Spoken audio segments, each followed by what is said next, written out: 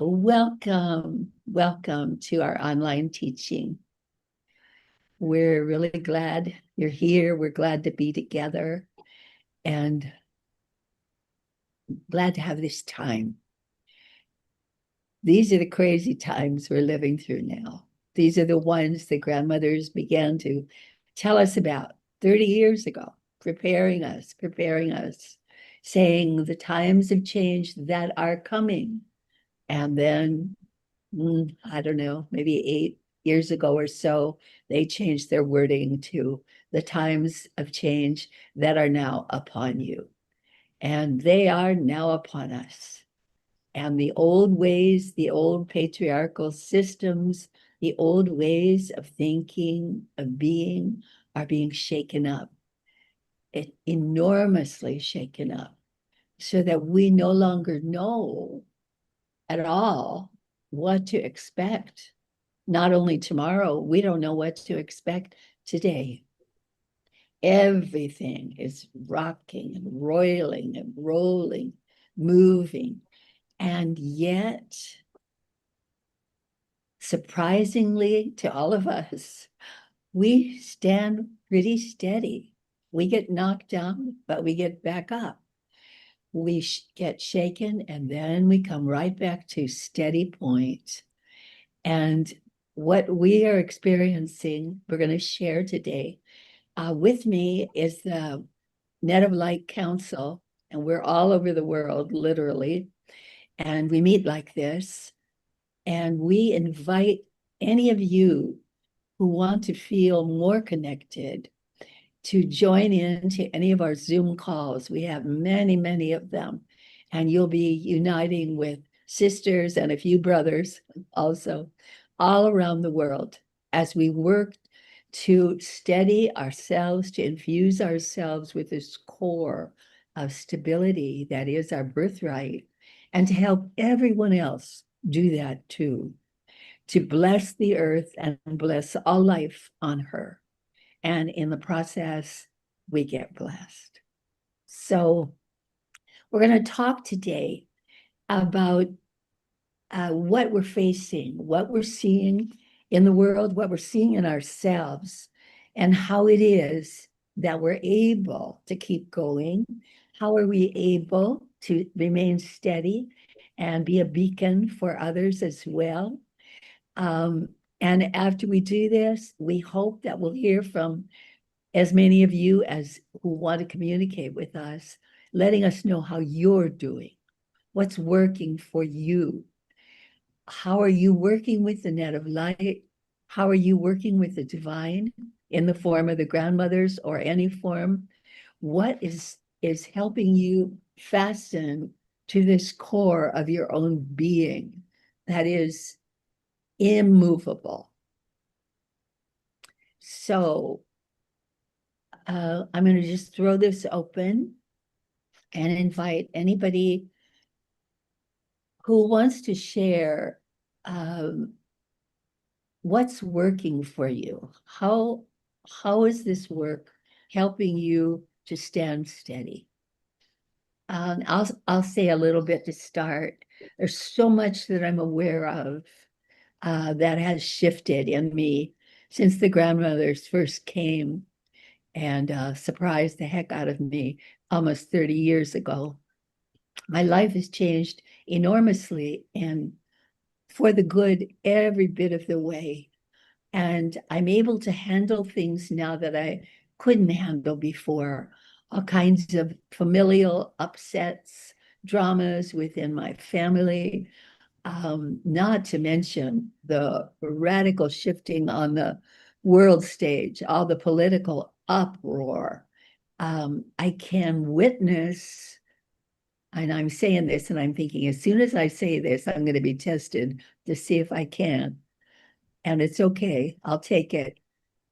I can witness the intense cruelties that are taking place now on Earth and feel my bonds with all of the players, how much I love all these players who have a role to play at this time. Some of them are very, very unlovely roles, awful roles, really. Nothing you would ever want to do or be. And yet these people are enmeshed in that mess, and they're causing mess, and they're causing pain and grief. And I hold them in the net of light, and I hold all of their victims in the net of light as well. And I'm really amazed how the net of light has given me the capacity to do this. Because when I was a young woman, it would have just ripped my heart to shreds to face the things that we're facing now. But now I can feel it's a miracle. I can feel this love for all of those people. So that's probably the most surprising, astoundingly surprising thing for me. And after that, I'll be quiet now and let other people share what you're noticing about these times and about yourself. What's helping you?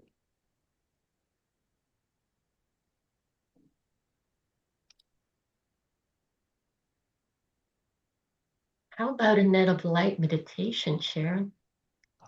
Well, hello. What a Good. good idea. What a good idea. Which one of you would like to do that? I would like to do that. All right, Peg, go. Oh, hello, family of light around the world. What a gift to be here with you, for us all to be together. Let's join our hearts in a net of light meditation, that sacred umbrella that holds us all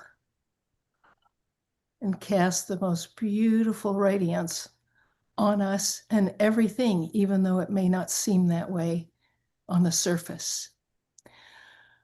So let's begin by taking a breath. Let's pay attention to our bodies. We are embodied on the planet, and it's essential we maintain close contact with how we're feeling and how our bodies are operating. So taking a gentle, slow breath in and a long, easy breath out. And one more time, breathing in softly, breathing out fully. And if your shoulders are up around your ears, let them drop. Let that tension flow out from your neck and your shoulders. Let your jaw soften and feel your body totally supported wherever you are. You don't have to do anything right now. Just be.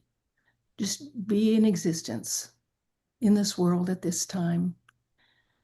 And now in your mind's eye, see a great glowing web or net of light stretching all around the earth. And now let's open completely to the presence of the divine. Whatever name you want to give it, whatever seems like home to you, God, grandmothers, Christ consciousness, maybe no name at all, but it's the great love at the center of all life.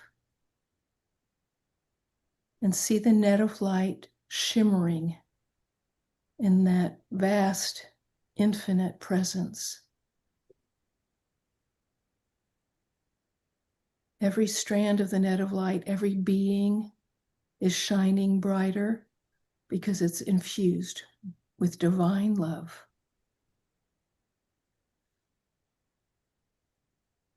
So feel yourself rest here for a few moments. Relax. Soak it in as love moves through you, reminding you of the divinity that you are, that each of us is. And now picture the family of humanity.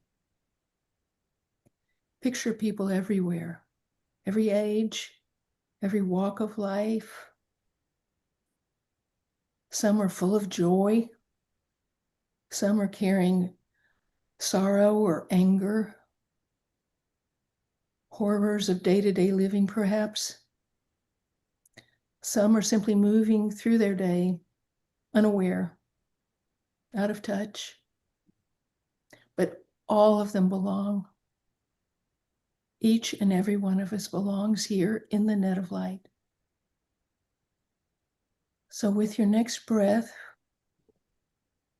imagine sending love into the net of light and into the entire family of humanity.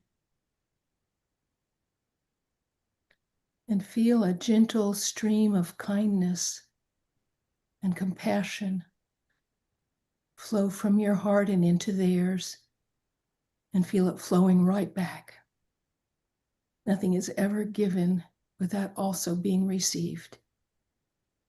So feel that flow and see that love ripple across the globe, one heart to another and another, until every person feels a little more connected, a little more held, even loved. And let's turn to Mother Nature now and see the net of light moving throughout all of the natural world, flowing over mountains and through forests and rivers, across mountains, through the oceans, through every city, every small village. The net of light is flowing throughout the animal kingdom, plant kingdom, mineral kingdom, flowing through all the nature spirits, all throughout the elements that make up the body of Mother Earth and that make up our very own bodies. There's never been separation or disconnection except in our minds, in our imaginings, but it wasn't the truth. And feel the earth herself as this beautiful, beautiful home resting in the net of light. This is our home. And feel your body holding gratitude for this home that we have. And we may say, thank you, Earth, for holding us. Thank you. And let yourself feel how she is responding to that.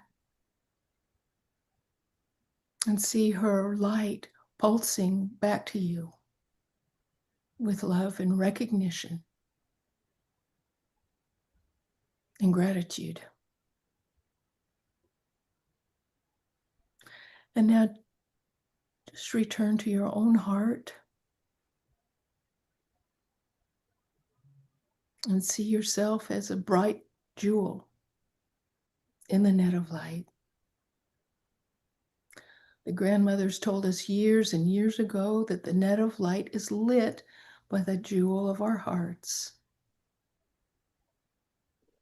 We're shining points in the net,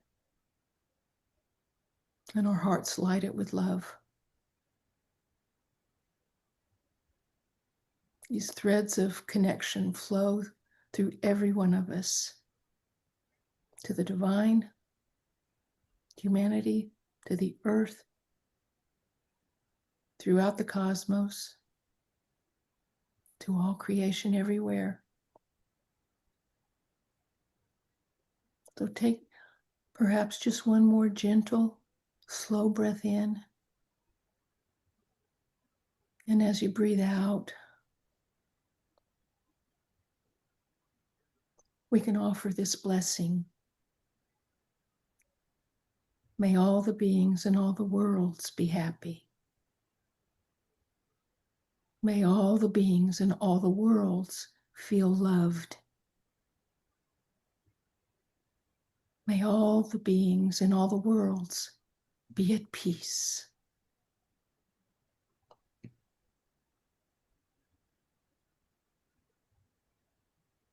Om.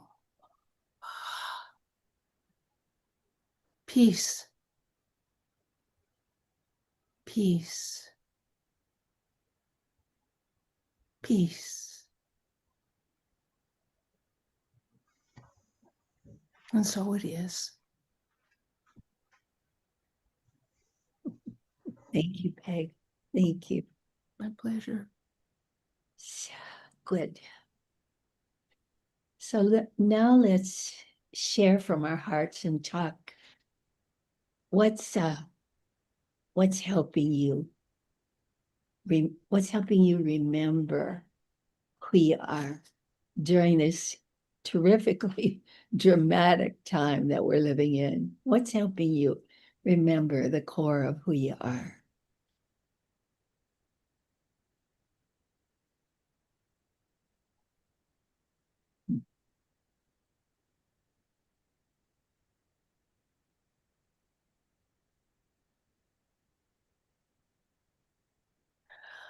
Well, I'd like to speak again if no one else wishes to talk at the moment.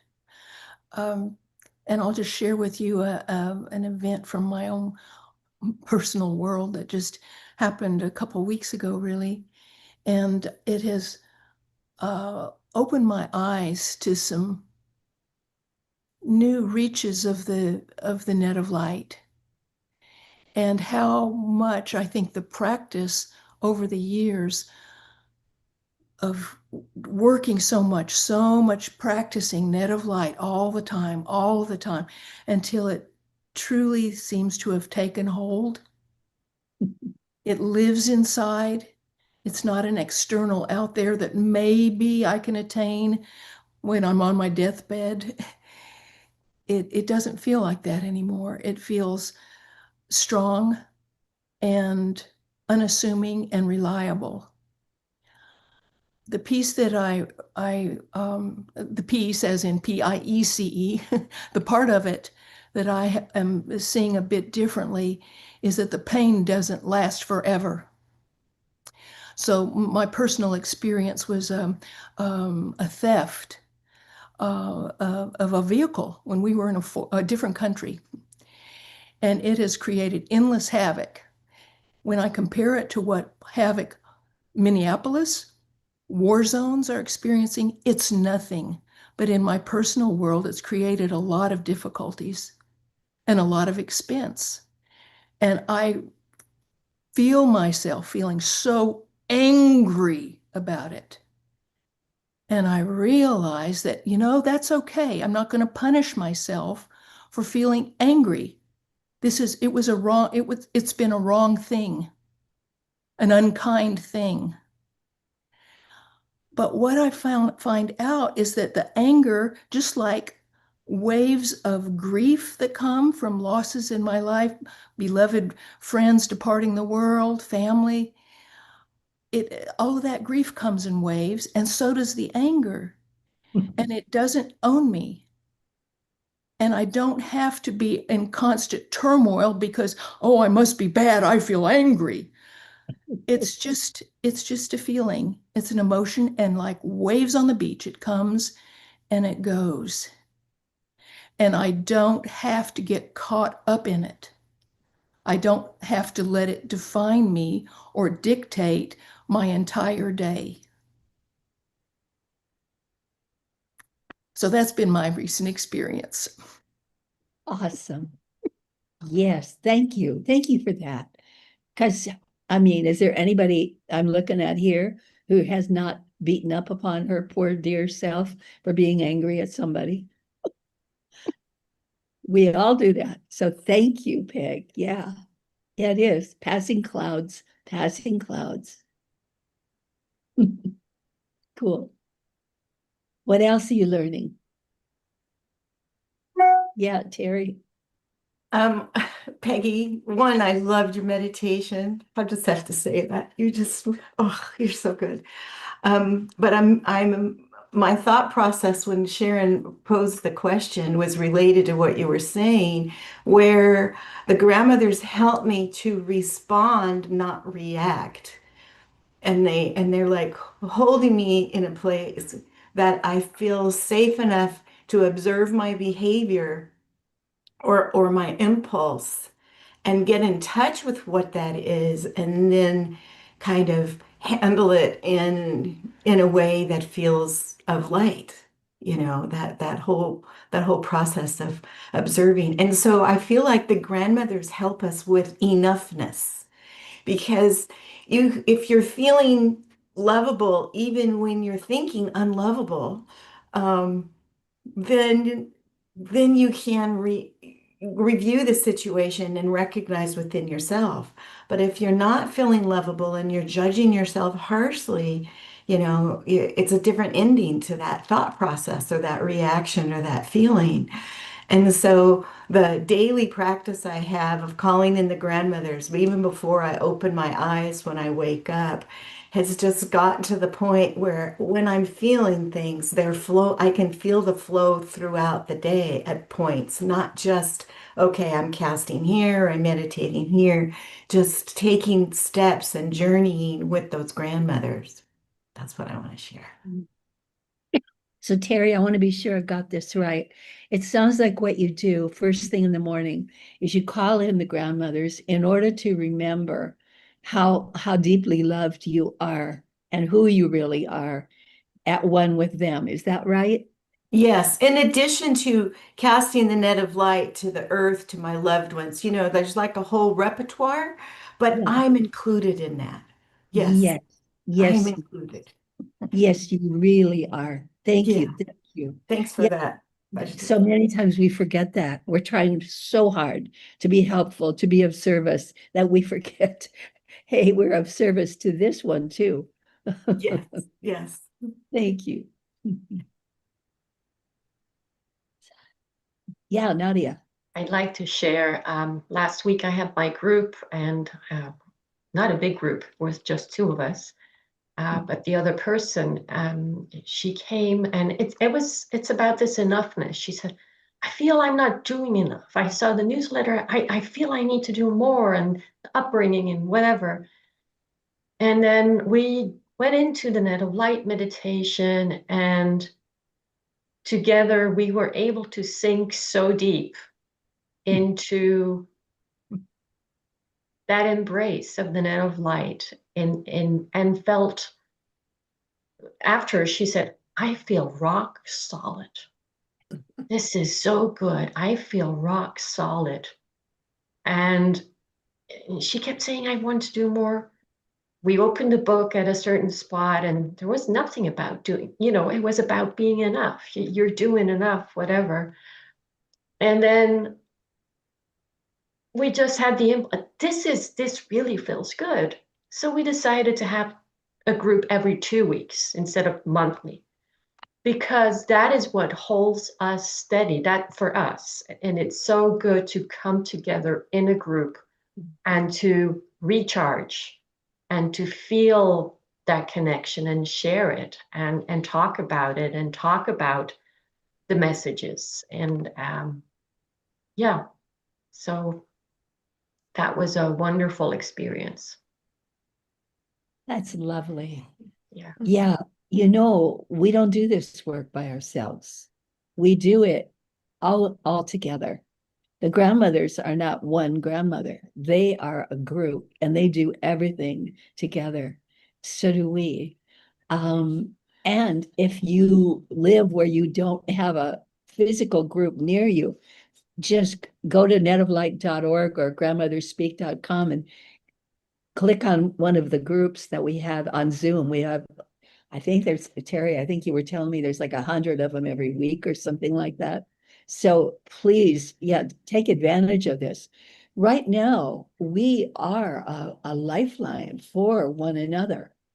And the more strength you take in from these groups, the more that radiant strength moves out from you into the world. You're like a charging station, and you need to be charged into the great big battery yourself. And so once you get that, then you can go forward, and you can perform all this service silently, verbally, in action, however you want, but you're never given from an empty cup. You are full. And so, yes, Nadia, saying that the necessity and the real giving sustenance that we get from coming in together means everything. It enables this energy to keep flowing. Great. Thanks. Yeah, Phyllis. Yeah. There is joy in conscious connection. That's what I hear you talking about Nadia and feel interwoven among all these threads. I have been I have been noticing that just for the past few days, I've been doing what I always do, calling on the net of light, calling on the grandmothers, and I'm experiencing it differently. And I hope I can say this. It's very simple. Like driving down the road, I can be so distracted in my heart from all the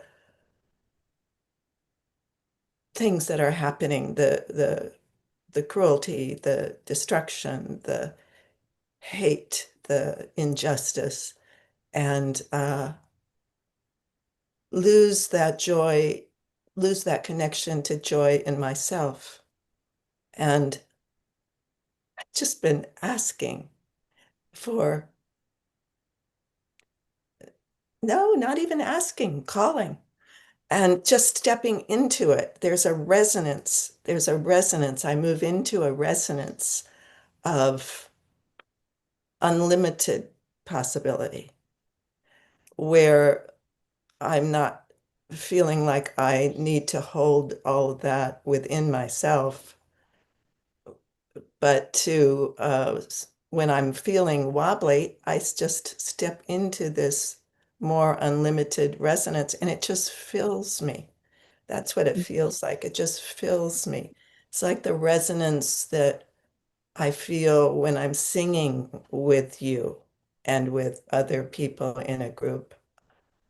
It just lifts my spirit. It lifts my whole, I think, resonance of being, and I'm not stuck in my personal mire. I'm unlimited more in what is possible and what I'm open to. Yes, yes, yes, yes. I can feel that softening and expansion as you speak. And we were born for this. We were born to be more, to know more, to feel more. We were born for the big more, and it's rising. Morphic. That too. Thank you, Phyllis. Thank you. Di. Yes, what helps me or what I've learned over the past years with the grandmothers is my connection with nature and with Mother Earth. At first, the earth was a sort of abstract thing for me, and now it's much more like a living thing, like a living being, like a human being.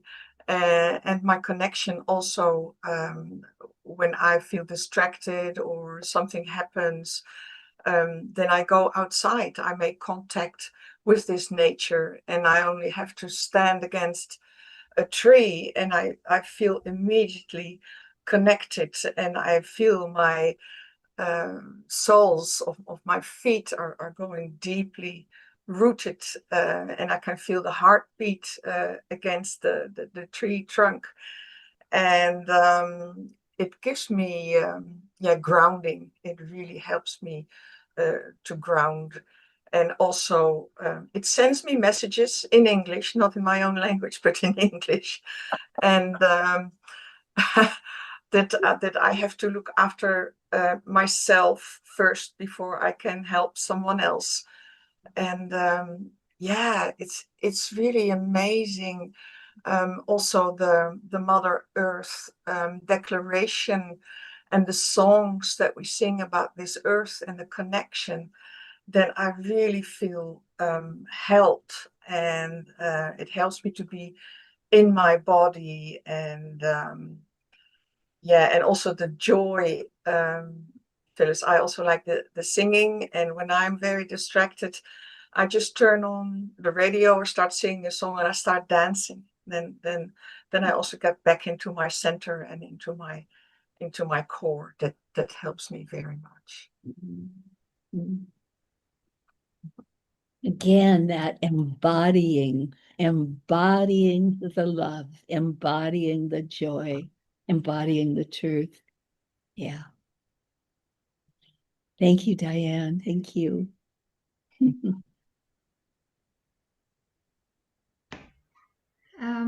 For me, it's daily practice and just being this, having a committed path and not waiting until I feel like meditating or having contact with the grandmothers or the divine, or waiting until I have time to do it, but doing it. It's part of my day, and that really keeps me centered and moving, and conscious breathing helps me. And yeah, just taking a deep breath and feel my body, and just go outside, or even just look outside. You know, I have, where I live, I have a beautiful view, and just looking and making that connection with Mother Earth, with the trees and everything, that so helps me. And I know that when I'm calm, I'm so much stronger for people around me. It's so much easier to hold them, you know, and I know that that gives me a capacity that I, as on a personality level, wouldn't even have. But I can be there. And that's a beautiful feeling. I really like the way you started off talking about having a committed life, that I lead and live a committed life, which is, you know, a dedicated life. And I'm wondering how many of those of you who are tuned into this have considered that. Do I live a dedicated life? Yes, you do. All of you do. But what are you dedicated to? Are you dedicated to your heart, to love, to the truth? Are you dedicated to this cause or another cause? Are you dedicated to going forward, expanding? Are you dedicated to staying small? None of these things are bad, but it's good to know what you're dedicated to, because that enables you to be able to move the direction you want to move in. So I think I would really invite you, you know, to ask inside yourself, what am I dedicated to? What is it that moves me? Me, not that person, not Sharon, not Nicole, not Nadia, not nobody else. What is it that moves me? You want to pay attention to that and honor that. You may want to stay with that. You may want to change that, but you can't do anything unless you know what that is. So I really invite you, maybe over the next few days, to with a real genuine curiosity and no judgment, no finger wagging at yourself. At this point in my life, at this point, the beginning of February 2026, what am I dedicated to? It may surprise you. It really may surprise you. And all of us have been dedicated to different things at different times in our lives. And life is constantly moving us to the next thing, to the next thing. It's how life is. So it's good to kind of be in sync with life, to know, yes, this is who I am. This is where I stand at this point in my evolution. Here I am. So I think we'll kind of end with that.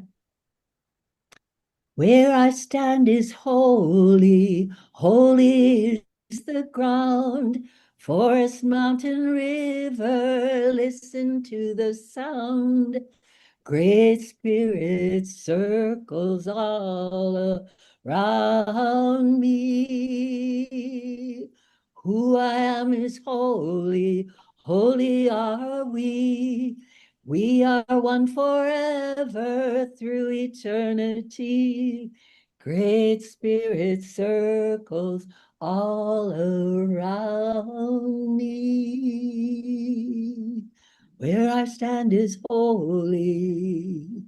Who I am is holy. Great Spirit circles all around me.